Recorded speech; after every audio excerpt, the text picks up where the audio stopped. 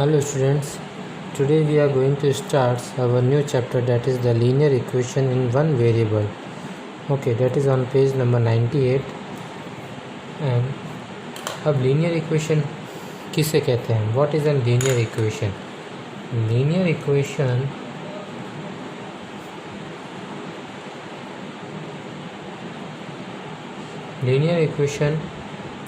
it is an equation which having the variables degree is equals to 1. Linear equation is an equation which having their variables degree value equals to 1. Means equals of variable क्या होते हैं वो समझते हैं। Actually अब जैसे कि हमारे कोर्स में भी वन वेरिएबल की इक्वेशन है, आपके अभी जो कोर्स में है 7th क्लास में लीनियर इक्वेशन की ओनली वन वेरिएबल वाली है। तो जैसे कि मैं इसका कोई इक्वेशन लिखता हूँ 3x + 2 = 0। तो यहाँ पे ये जो x है ना, ये जो x है, ये x है हमारा क्या वेरिएबल। अब वेरिएबल हम किसे बोलते हैं? एक्चुअली वेरिएबल का मीनिंग क्या होता है? वेरिएबल उसे बोलते हैं जिसकी वैल्यू चेंज होती रहती है अकॉर्डिंग टू टाइम। जिसकी वैल्यू चेंज होती रहती है उसे हम क्या बोलते हैं? वेरिएबल बोलते हैं, है ना। अकॉर्डिंग टू कंडीशंस जिसकी वैल्यू चेंज होती रहती है उसे हम वेरिएबल्स मीन्स जो चेंज होता रहता है उसे हम वेरिएबल बोलते हैं। तो x क्या है हमारा यहाँ पे? वेरिएबल है। क्या है? x हमारा यहाँ पे एक वेरिएबल है, ठीक है। तो 3x + 2। नाउ लेट 3, ये जो 3 इस x के साथ जुड़ा हुआ है ये क्या कहलाता है हमारा? ये जो 3 इस x के साथ जुड़ा हुआ है यह क्या कहलाता है हमारा? यह कहलाता है हमारा कोफिशिएंट ऑफ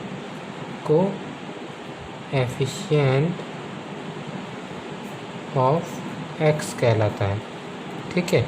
क्योंकि ये x वेरिएबल है उसके साथ जुड़ा हुआ है तो ये हमारा x कोफिशिएंट ऑफ x कहलाता है। और ये जो 2 है ये क्या कहलाता है हमारा?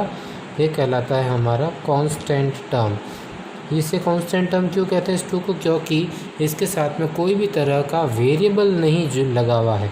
तो यह जो 2 है ये क्या हमारा? कांस्टेंट टर्म है, ओके।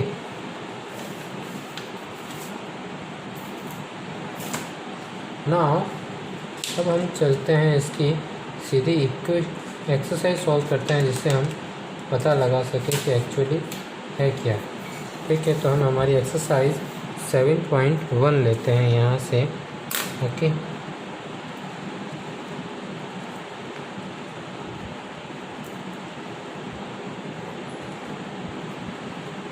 एक्सरसाइज 7.1 में जो हमारा क्वेश्चन नंबर 1 है वह क्या बोल रहा है? Complete the following tables, okay.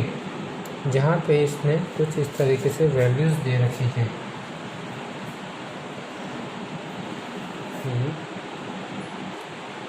तो जो फर्स्ट पार्ट दे रखा है क्वेश्चन का, क्या दे रखा है इसने? इक्वेशन दे रखी है हमें,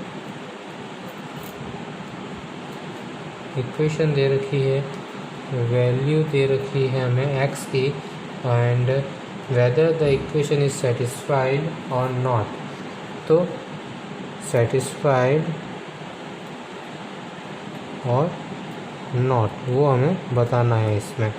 तो इक्वेशन जो दे रखी है वो हमें दे रखी है यहाँ पे x - 5 = 0। क्या x - 5 = 0 का सेटिस्फाइड करेगा on the value of x = 0? अगर मैं x की वैल्यू यहाँ पे जो इक्वेशन दे रखी है हमें, इक्वेशन क्या दे रखी है? x - 5। इक्वेशन क्या दे रखी है हमें? x - 5। अगर इस x - 5 में अगर x की जगह पे अगर 0 पुट करता हूँ, जो हमें वैल्यू दे रखी है x = 0, अगर मैं इस x की जगह पे 0 पुट कर देता हूँ तो क्या वह इक्वल टू 0 हो जाएगा मेरा? देखते हैं, पुट करते हैं। तो 0 - 5 करने पे क्या इक्वल टू 0 होगा? No, it is not equals to 0। It will give us -5 is not equals to 0। Second part इसका क्या है? x + 7 = 2। अगर मैं x की वैल्यू -5 पुट करता हूँ तो क्या होगा? x की वैल्यू अगर मैं -5 पुट करता हूँ तो क्या होगा, -5 + 7 क्या इक्वल टू 2 होगा। 7 में से -5 गया, 2 आया, इक्वल्स टू 2। यस, तो दिस इज़ सेटिस्फाइड। तो yes, this is satisfied, this is not satisfying. Okay, so third part अगर हम करते हैं, इसका थर्ड पार्ट में क्या है, 3x - 24 = 0। x की वैल्यू हमें 6 पुट करनी है, x की जगह पे 6 पुट करना है। तो 3 × 6 - 24 क्या इक्वल टू 0 होगा। 6 × 2 = 12, 6 × 3 = 18। क्या 18 - 24 करने पे 0 मिलेगा हमें। तो क्या मिलेगा हमें यहाँ पे, -6, that is not equal to 0, so it is not satisfying. Okay, now do the fourth part yourself. Okay, now question number second is check whether the value given in the brackets in the solution of the corresponding equation or not.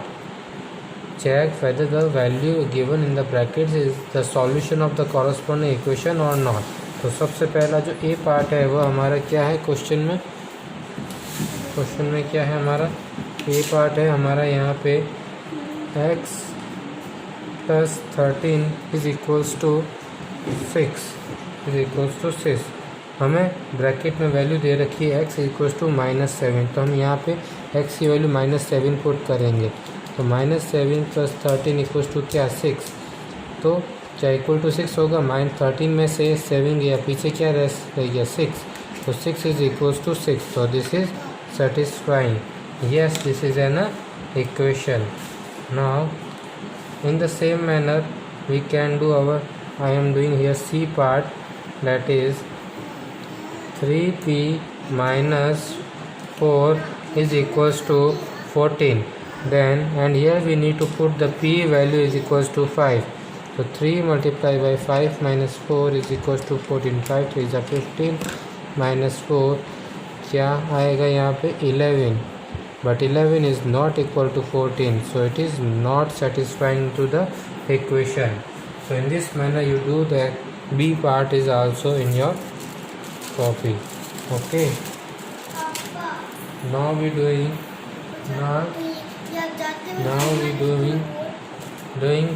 our question number 3rd. Okay, so question number 3rd is saying write the equation for the following statements. The sum of 9 times a and 6 is 24. The sum of 9 times a and 6, तो सबसे पहले तो हम क्या लिखते हैं, 9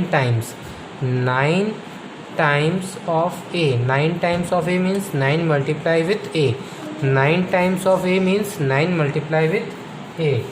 Okay, so 9 times of a and 6 तो plus 6. The sum of 9 times of a and 6 is equals to 24. ये क्या चीज़ हो गया हमारा, 9 times of a. This is given as to be us that the sum with 6. Okay, तो जैसा बोला है वैसा ही करना है। द सम इसने बोला है 9 times of a. 9 times means 9 multiplied by a plus 6 is equals to 24. So 9a plus 6 is equals to 24. ये हमारी एक लीनियर इक्वेशन बन जाएगी। Okay,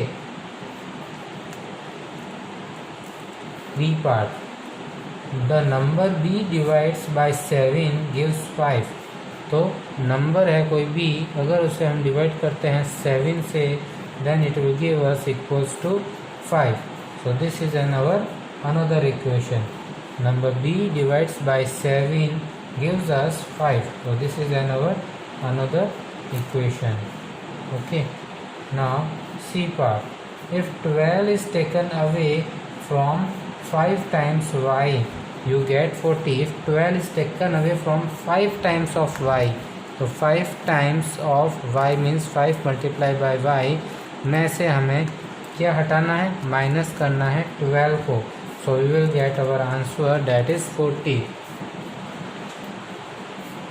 that is 40. That is 40. Then we will write here 5y minus 12 is equals to the 40. Okay. Now D part. Simran's father is 41-year-old. He is 5 years older than 3 times of Simran's age. तो हम क्या लिखेंगे, late करेंगे यहाँ पे कि सिमरन age is equals to कितनी है, एक्स है. एक्स एक वेरिएबल है, ठीक है. Let the Simran age is X. तो according to question his father is 5 years older than 3 times of Simran age. तो 3 times ऑफ सिमरन एज क्या हो जाएगी, हमने सिमरन की एज एक्स मानी है, 3 times of Simran age is 3x plus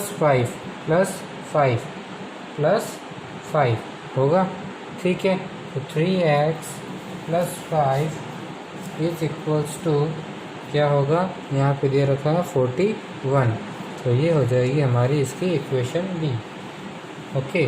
then equation E क्या होगी, in an isosceles triangle the base angle are equal. Which of the base angle is double the vertex angle? Then E and F you do it yourself. Okay. Now question number 4. Write the following equation in statement form. इसका statement form में convert करना है. तो ए के लिए मैं क्या लिख सकता हूँ, यहाँ पे x + 7 is equals to 9. So I can write this in the form of that the sum of a number with 7 we get 9. The sum of a number with 7 we get 9.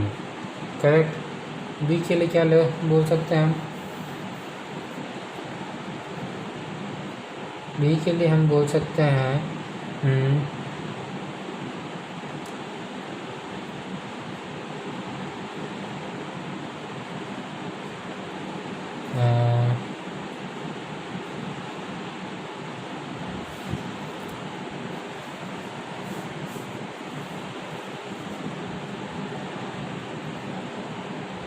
three times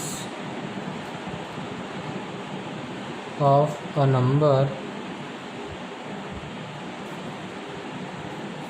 is divided by sum of that number with 5 results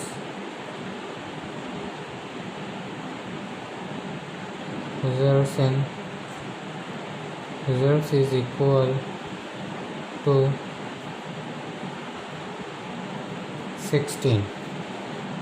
correct. इसी मैंने मैं आपको सी और D part do your self. Okay. Thank you.